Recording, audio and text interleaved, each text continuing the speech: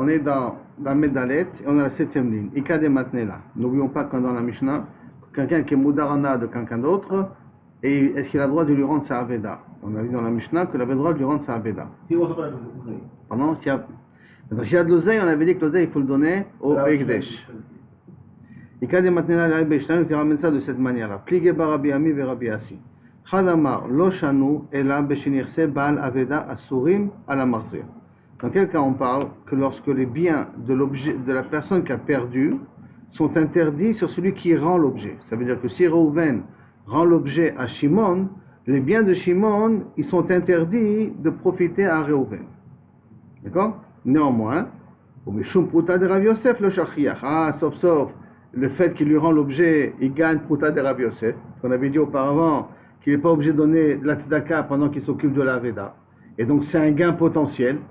La pruta qu'il aurait dû donner à un pauvre, s'il vient le réclamer, qu'il n'est pas obligé de lui donner parce qu'Asok Minamiza Pato Minamitzva, il a gagné de l'argent. On avait dit que le pruta de Rav Yosef le Shachiach. Donc ça se comprendra très bien dans la Mishnah, quand on dit qu'on peut lui rendre la Veda, et bien que je n'ai pas le droit de profiter des biens de celui qui reçoit la Veda. Par contre, Ava Nirse Marzir Asurim Alba la Veda. Si on parle maintenant que dans un cas de figure où les biens de celui qui rend l'objet, donc Reuven rend l'objet à Shimon, et les biens de Reuven, Shimon n'a pas le droit d'en profiter. Donc, Nirse Marzir Asurim al Baal Aveda, l'homme est hadarle, il ne devrait pas lui rendre. Pourquoi? Mishum de Kamehanele, parce qu'il lui fait gagner. Comment il lui fait gagner? Grâce au fait que je lui rends la Aveda, je lui fais gagner un objet qu'il a perdu. Donc, je lui fais gagner de l'argent. Or, celui qui reçoit l'argent n'a pas le droit de profiter de celui qui lui rend l'objet. Celui qui reçoit l'objet, il est bemoudarana de celui qui lui rend l'objet. Chadamar, et un il dit, Afilu nirse marzir asurim al baal aveda mutar. Pourquoi? Même que Kaviachol, Reuven qui rend l'objet à Shimon, Shimon n'a pas le droit de profiter des biens de Reuven, quand même Reuven a le droit de lui rendre l'objet. Pourquoi? Qu'est-ce qu'il lui rend? Il lui rend un objet qui lui appartient à lui. Il ne lui rend pas un truc en plus, un service. Il rend l'objet qui lui appartient. Et comme les mitzvot lavent les notes nikmut, ça ne veut pas dire rendre quelque chose. C'est un petit peu ça, je suppose que vous voulez dire, Yoram. D'accord? Donc ça va se faire du deuxième. Qui rend l'objet qui lui appartient. Tnan, comme il y a marqué dans la Mishnah, Makom shenotnim sham. L'Agmar pose une question. Il y a marqué pourtant dans la Mishnah, Makom shenotnim alea sachar, c'est pas l'anala ekdesh. Ici maintenant, ils sont dans un endroit, ils ont l'habitude de payer une aveda. Quand quelqu'un rend une aveda, on le dédommage. Il y avait des endroits où on paye les gens qui sont marzerim la veda. Alors, et cet argent-là, mais entendu, il ne peut pas le recevoir, parce qu'il n'a pas le droit de profiter de lui. Et là, la ekdesh. Asbish lama le mandama, ça marcherait bien d'après celui qui dit, de nirse marzir, asurim al baal aveda. Les biens du marzir, celui qui rend, sont interdits au baal aveda, donc mehader, et que j'ai le droit de lui rendre, et nous, des métaretz, et c'est pour ça que la Gemara elle dit, le makom, dans un endroit que Kaviachol, on paye, alors il faut payer, il faut donner l'argent au Ekdesh. Pourquoi? Parce que normalement, je te permets de rendre, mais toi tu ne peux pas payer, donc automatiquement, tu donnes ça au Ekdesh. Et là, les ma'an de Amar, et d'après l'Amar, Benirche Marzir Asurim, qu'on parle que les biens de celui qui rend l'objet, lui, l'autre, il n'a pas le droit d'en profiter, Asurim, Velo Mehader, et donc à ce moment-là, il ne peut pas lui rendre. Comment on peut parler après dans un endroit où? Puisqu'on a dit que si les biens de celui qui rend l'objet, Reuven qui rend l'objet à Shimon, Reuven n'a pas le droit de lui rendre l'objet. Pourquoi? Parce que celui qui va recevoir l'objet, Shimon, n'a pas le droit de profiter de Reuven. N'a pas le droit de profiter du Reuven. Donc il n'a pas le droit de lui rendre. Alors d'après le Mandéamar, le premier Mandéamar qui avait expliqué que dans un cas pareil, il ne lui rend pas, alors pourquoi la Mishnah a marqué et dans un endroit où on paye? Il n'y a pas d'endroit où on paye, puisque il n'a pas le droit de lui rendre. Alors, il n'y a pas de vous parler d'un endroit où on paye en faisant ça avec c'est une phrase qui est superflue. La Rina Khanami, d'après ce Mandéamar, c'est caché. Je reprends. On a vu deux explications. Qu'est-ce qui se passe dans un cas où le Reuven qui rend de l'argent à Shimon, Shimon n'a pas le droit de profiter des biens de Reuven. D'après le premier Mandéamar, Reuven n'a pas le droit de rendre à Shimon. Puisque Shimon n'a pas le droit de profiter de Reuven, Reuven n'a pas le droit de rendre à Shimon. Donc ça c'est le premier cas. Deuxième cas qu'on a vu, non, il a le droit de lui rendre. Pourquoi? Parce qu'il lui rend un objet qui appartenait à Shimon. Il ne doit rien rajouter de plus. Alors si on va d'après le Mandéamar qu'il a le droit de lui rendre, alors on comprend pourquoi on parle ici aussi d'un endroit où on paye. Si c'est un endroit où on paye, alors il faut donner ça au Ekdesh. C'est logique. Mais si on va d'après le Mandé Amar qui dit que lorsque les biens de Réhouven sont interdits à Shimon, Réhouven n'a pas le droit de rendre la Aveda à Shimon. Alors pourquoi la Mishnah l'a écrit dans un endroit où on rend avec de l'argent, il faut payer. Tout de même, il n'a pas le droit de rendre. Donc c'est-à-dire que dans un endroit, il a le droit de payer. C'est pour ça que ce pshat-là, d'après Kashia sur ce pshat-là. C'est bon, David? C'est clair? Très bien. On continue. Amar Ava, Haïta lefanav kikar chez l'Efker. Maintenant, Stam un cas. Quelqu'un qui avait devant lui un kikar de Efker. Maintenant, quand il a devant lui, ça veut dire c'est Arba Amot.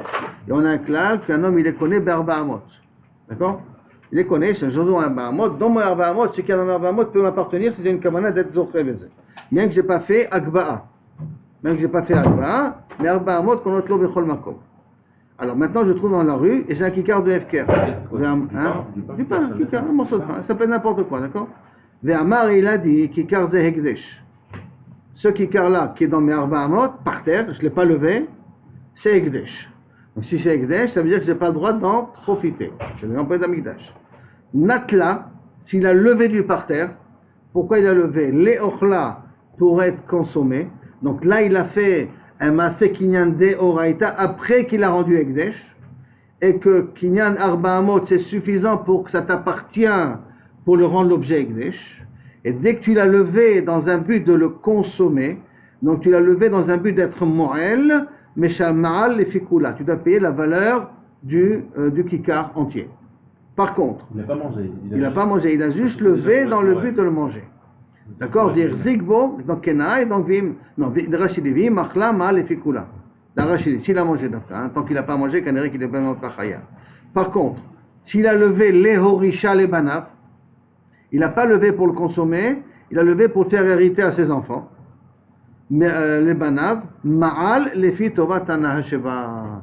Comme il n'y a pas un vrai profit de l'objet, parce qu'ils ne consomment pas l'objet, et là il y a un profit que les enfants sont reconnaissants envers leur père. Cette reconnaissance des enfants envers leur père n'est jamais égale à l'objet en question. Et elle est toujours moins que l'objet en question. Donc si le kikar il vaut 100 shekels par exemple, une reconnaissance on va dire c'est 20 shekels, 30 shekels. Alors s'il a levé l'objet dans le but de le faire hériter à ses enfants, et il l'a fait hériter à ses enfants, à ce moment-là, il y a une ma'al, il a transgressé du hekdesh, à la valeur de tovatana'a, que les enfants peuvent rendre à leur père. Tovatana'a que les enfants peuvent rendre à leur père, elle est relativement minime, c'est, comment on va dire, 20 shekels sur un objet de 100 shekels. C'est un je jette, hein, mais c'est vadaï toujours moins que la valeur de l'objet en question. C'est comme ça, je te fais une tova, tu dois me rendre une tova, d'accord? Maintenant, quand tu rentres une tova, elle a une valeur financière quelque part. Vous me faites une tova, moi je prends un tova. Voilà. C'est qui le fils de qui? Toi, tu es mon fils. D'accord? Et je viens, je te fais hériter quelque chose. L'homme chané, quelle est la leçon pour l'instant? D'accord? Le fait d'avoir hérité, tu as une reconnaissance envers moi. Je sais pas voir en raison. Hein? Normalement, je l'ai pris pour te faire hériter. Donc, j'ai fait un maaseh kinyan dans le but de te le faire hériter à toi. Alors, tu as une reconnaissance envers moi. Cette reconnaissance n'est pas égale à l'objet. Comment je rends l'argent? Tu prends l'âme d'Afka, c'est une valeur. Une valeur que tu vas me rendre par un service. Tu vas me le rendre par de l'argent, par un cadeau. Tu vas me le rendre par un remerciement. Ça a une valeur. Aval Bevadaï, Kibudorim. Mais là, c'est plus Akaratatov que Kibudorim. La seule chose, c'est que la Tavatana que tu me rends n'est pas égale à la valeur de l'objet. Donc par conséquent, quand quelqu'un il a été moral de cette façon-là, il devra rembourser moins. C'est ça que ça veut dire. Rabbi Chia Barabin Mirava. Rabbi Chia Barabin il pose une question au nom de Rava. Kikari Alecha. Il dit quelqu'un, il dit voilà, mon pain, je te l'interdis. Kikari Alecha. Mon kikar, je te l'interdis. Venatna lo bematana. Mais je le donnais cadeau maintenant. Mao. Quel est le dit? Kikari amarlo de ki atie birshute hudeaso. Quand je dis kikari, tu n'as pas le droit. Kikari, mon kikar, c'est quand tu n'as pas le droit d'en profiter tant que c'est dans mon domaine. Donc quand c'est chez moi, tu ne peux pas manger chez moi le kikar. Mais quand je te le donne, cadeau, il n'est plus chez moi. Quand il n'est plus chez moi, alors à ce moment-là, tu n'es plus moi, tu n'es pas Moël. Quand tu es Moël, tant que ça s'appelle kikari, Alecha. Mais dès que le kikari n'est plus chez moi, je te donne cadeau, et que tu le consommes à ce moment-là, Tu ne consommes plus mon kikar, tu consommes ton kikar. Donc ça ne peut plus que tu aies transgressé le neder que j'ai dit. Odilma, ou peut-être, Alecha Amar. Ça veut dire quoi, Alecha? Amarle, Alouye Shavitiye ke Ekdesh. Sur toi, je le considère comme Ekdesh. Et donc, même si je le donne cadeau, tu n'as pas le droit d'en profiter. De la même façon que tu n'as pas le droit d'en profiter de Ekdesh, même du pain que je te donne là maintenant, tu n'auras pas le droit d'en profiter. Donc, question très simple, le mot kikari, le mot mon kikar. Il n'a pas dit kikar zé, hein. Kikari, mon kikar, alecha, je te l'interdis. Alors, est-ce que ça veut dire, tant qu'il est chez moi, tu n'as pas le droit, mais dès que je te donne cadeau, tu as le droit? Ou non? Kikari, alecha, le mot alecha veut dire que je le transforme comme ekdesh, et comme ekdesh continuera ekdesh même quand je te donne cadeau, donc même si je te donne cadeau, tu n'as pas le droit d'en profiter. C'est bon? Donc, c'est clair le safek? Amar le pshita, c'est pas shoot. D'afal gav di avelebe matanasu, bien que lui a donné cadeau, tu n'as pas le droit d'en profiter.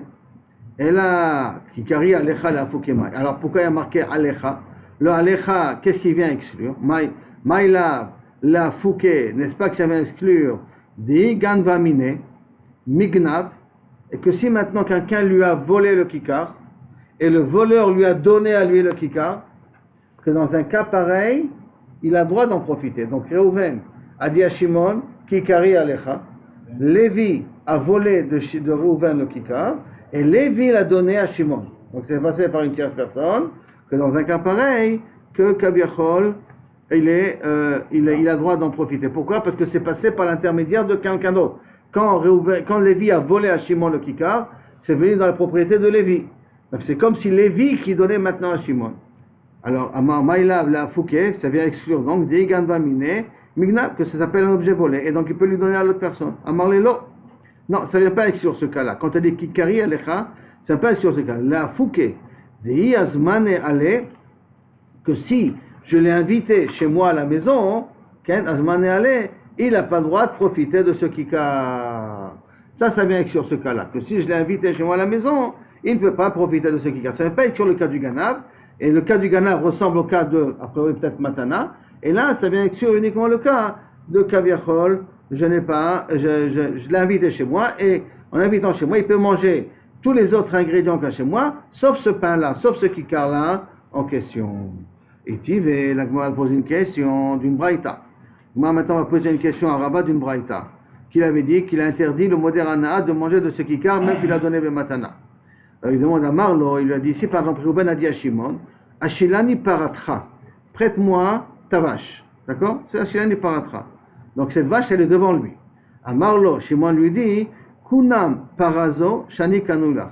Alors il a dit, je fais un neder que cette para-là, shani kanula, que je viens de l'acheter, je te l'interdis d'en profiter. En d'autres termes, qu'est-ce qu'il lui dit? Il veut lui dire, j'ai une seule vache, je ne peux pas te la prêter. D'accord? Comment il veut lui dire que c'est une seule vache, je ne peux pas te la prêter? Je te jure que c'est la seule vache que j'ai. Kunam parazo shani kanui. Je te jure que c'est la seule vache que j'ai achetée.